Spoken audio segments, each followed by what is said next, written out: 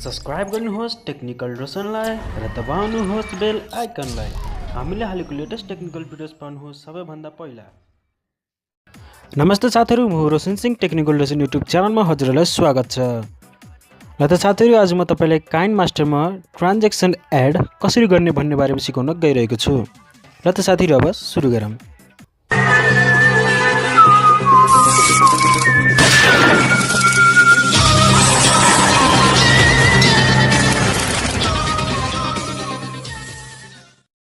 साथीहरु, पहिला सुरु तपाईले आफ्नो काइन मास्टर एप्लिकेसन ओपन गर्नुहोस्।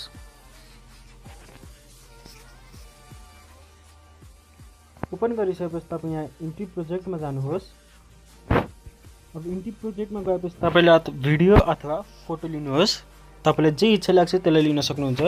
म चाहिँ फोटो लिन गइरहेको छु।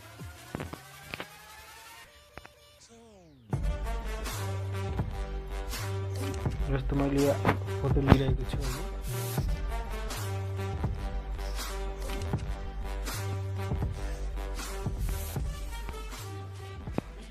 अब यहाँ तपाईले यहाँ व्हाइट कलरको यहाँ उयो देख्न सक्नुहुन्छ। व्हाइट कलरको यो स्क्वायर बक्समा जस्तो यहाँ तपाईले यहाँ क्लिक गर्नुहोस्। यहाँ हेर्न सक्नुहुन्छ तपाईले धेरै प्रकारको इफेक्ट रहेको छ। यो एउटा इफेक्ट भयो, यो अर्को इफेक्ट भयो, यो तपाईले अर्को इफेक्ट गर्न सक्नुहुन्छ। यो अर्को इफेक्ट भयो हैन।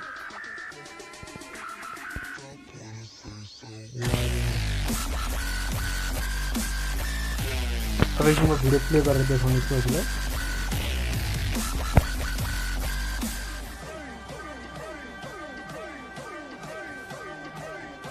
यहाँ हेर्न सक्नुहुन्छ ट्रान्जेक्सन एड भइसकेको छ।